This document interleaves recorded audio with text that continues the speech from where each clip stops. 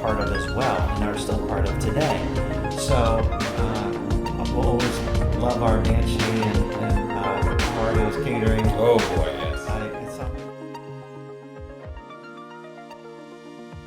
Hey folks, Kevin J. O'Connor back again here with Carolina's own Podforce 5. I am very excited today. Today I get to talk with one of my very best friends in the area, both in general and in the film world, my good friend Mel Burch. Mel, how are you today? Good to see you. Yeah. It's great to see you. Thanks for coming in. It's a blast to be able to finally get on and let's talk more about it.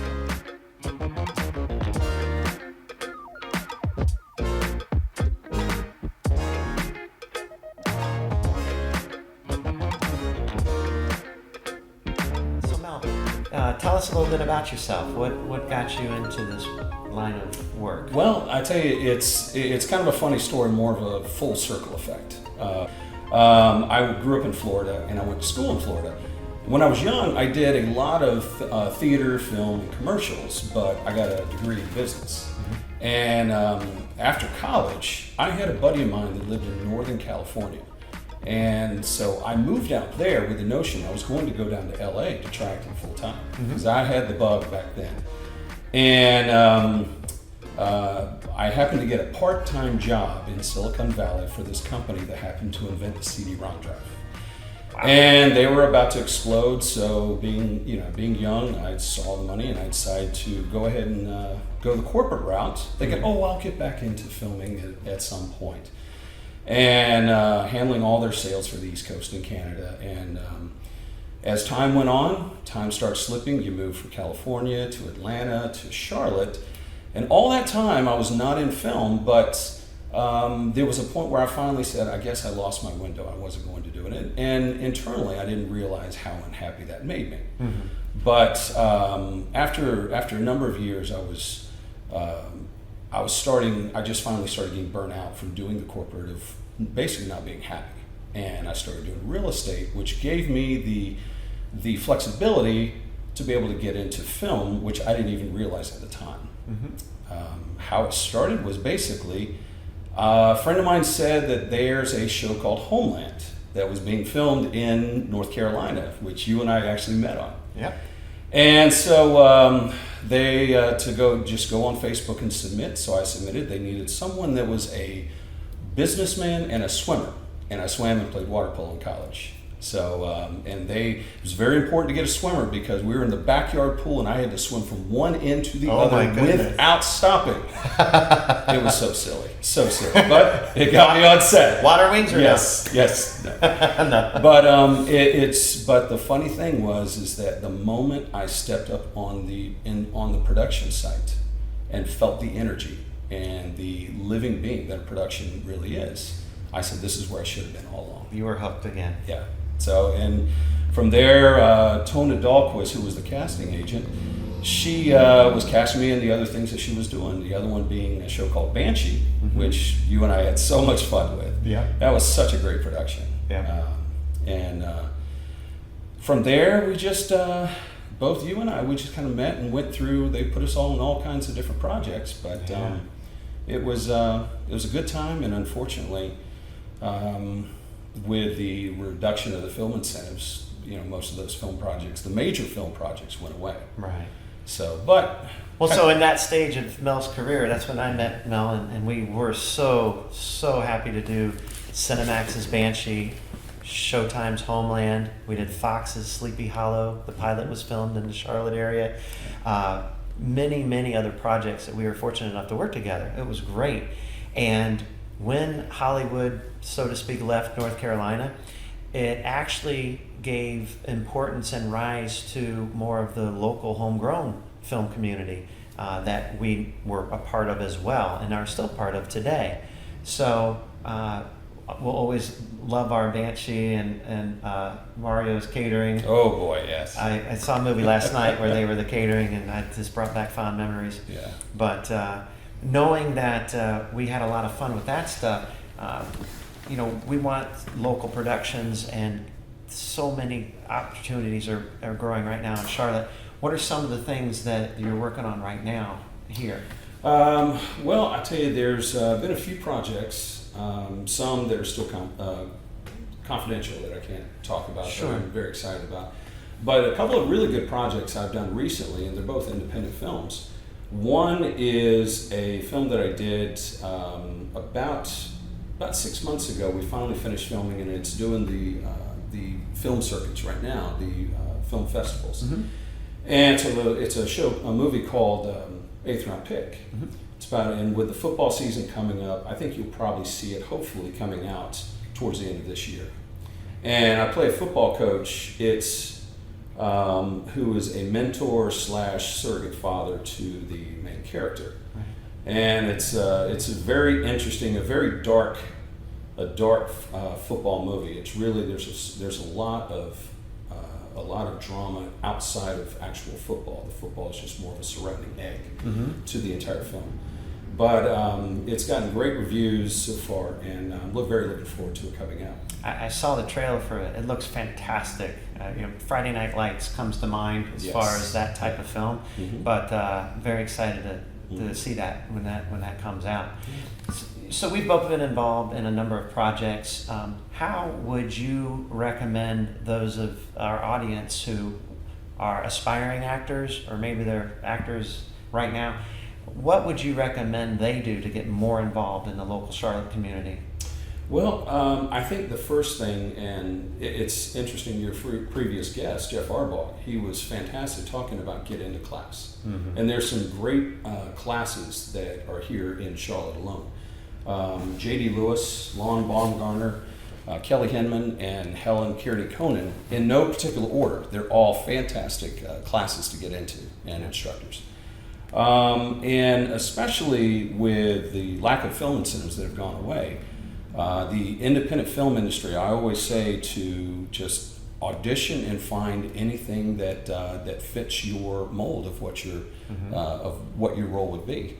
Another great thing is, exactly how you and I met, is to sign up for an extra, to be an extra on a major television project. Because I think it's the best way for someone to get the true experience of what it's like to be on a production set. And you don't have to do a lot of that, but it certainly helps from a networking standpoint, and for you to be comfortable both in front of a camera, as well as the production value of what happens. I always thought it was an excellent training ground, and you learn so many different aspects. It prepares you to be more prepared when you go in for an audition for a speaking role.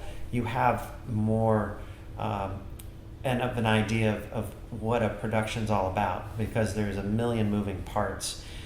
What are some of your favorite casting websites that, again, if somebody's looking to be an extra, that we've done in the past?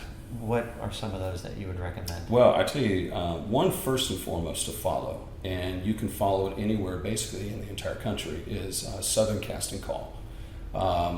They have great setups and showings of almost anything and everything, whether it's paid or non-paid, that is being available at that moment. And of course, if you're in the Southeast, Tona Dahlquist, she has a Facebook page. She does a considerable amount of extra work that you can sign up for. And the beauty of the internet now versus when we were a lot younger, and Facebook, is that you can get constant updates when something comes your way and what you're looking for.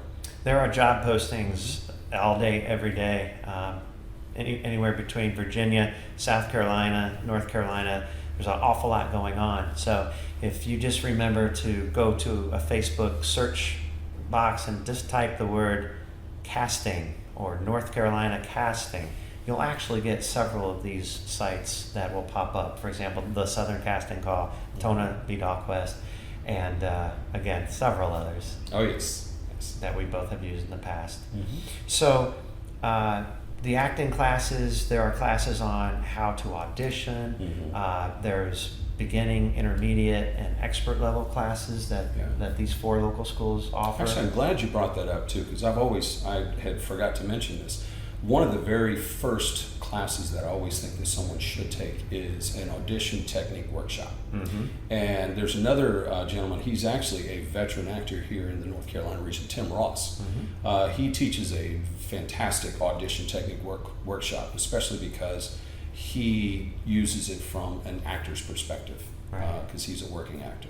Yeah. But yeah, I took that, and that was one of the first things I took, and it's a great networking venue as well. Yeah.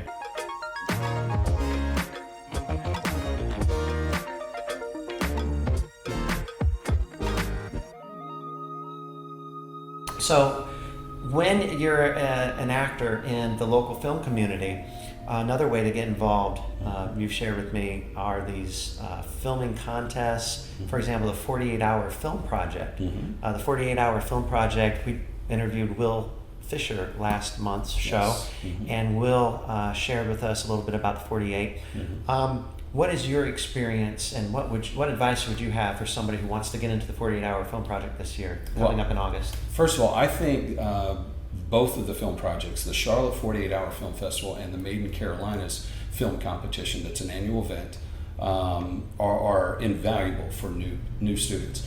And they actually have auditions prior to the competition. Like, for example, the 48-hour film, that's done over a specific weekend, but within the week prior, they will host an audition where you get to audition in front of all the film directors and the entire film teams. Yeah. And it is a fantastic networking opportunity.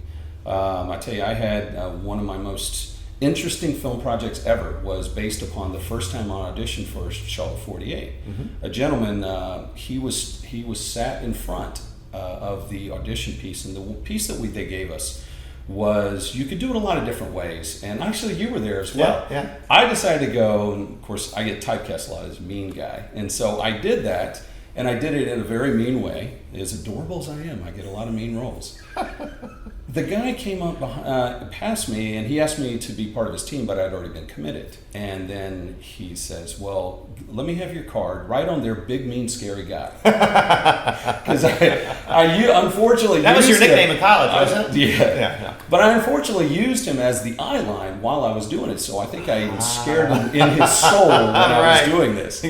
But I tell you, it was about a year later that he called me up and says, I have an interesting film project if you would be willing to do it.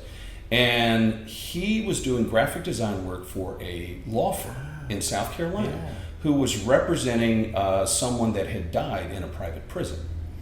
And so the main guard that was in charge of the inmates, he was this big, mean, former military guy, and they actually saw the guy on the video die, and they refused to do anything and wouldn't refuse. So there was obviously a big case, and they had gotten his testimony prior to the court, before the case actually started. But he had moved to Pennsylvania, and they did not know whether or not he was going to come to the trial. Yes, and have him on the stand. Yeah. And the worst thing that they wanted is to read his transcript from this tiny court reporter, sweet little kind court reporter that says all these mean things. Yeah. So they hired me to come down to Charleston for 3 days in case he didn't show up. And I would get on the stand and say his testimony. Yes. At first I was scared to death, thinking, they're asking me to represent a guy on the stand of somebody who I'm not, but it actually wasn't. Yeah. They would make it known that I was not this guy, but I can exactly read it in how he delivered it, which was very mean and very terse. Yeah. So needless to say, they ended up winning the case, but he ended up showing up, so I didn't have to. But you got a free 3-day stay in Charleston. But in a very long roundabout way, that was yet another film gig that I got from someone who I hadn't even worked with at that point. Just for auditioning for the 48-hour. From a networking standpoint. Yeah. And it's a great way to get some film material too, to be a part of these film projects.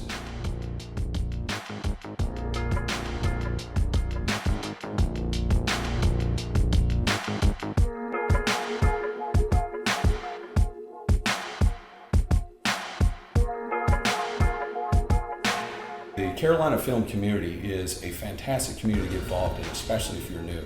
A great networking opportunity. I have had so many film projects just simply getting to know everyone there and then calling me up and saying, Mel, I have a perfect role for you if you're available. And they meet once a month, and you can find them on Facebook. Carolina film community, follow them, and start coming to the meetings. Right. Yeah, and as I mentioned, one of my interviews with the Carolina's own Podforce 5 was with Julie Emmons, who runs the CFC meetings, and it's at the Dilworth Neighborhood Grill, downtown Charlotte. So very, very good networking opportunity. A lot of great times. Yeah. So an upcoming opportunity Mel and I have to work together again is a movie called Sanguine Addiction by the showrunners Paul Striner and George Wilson. They were nice enough to ask us to be included in the cast. We did a table read several weeks ago, and boy, it's going to be a fun movie. And I look forward to doing that with you. And we're not sure if it's going to be a short film or more of a theatrical full feature release. I think that depends on some of the funding and some of how it begins once we dig into it. But no matter what, look for Mel Burch on the local scene and hopefully the national and worldwide scene in the near future. Mel, it's been wonderful. Thank you for coming in today. Thank you. So happy to talk with you, my friend. Okay. That's it. Carolina's own Podforce 5, Kevin J. O'Connor with Mel Burch, signing off.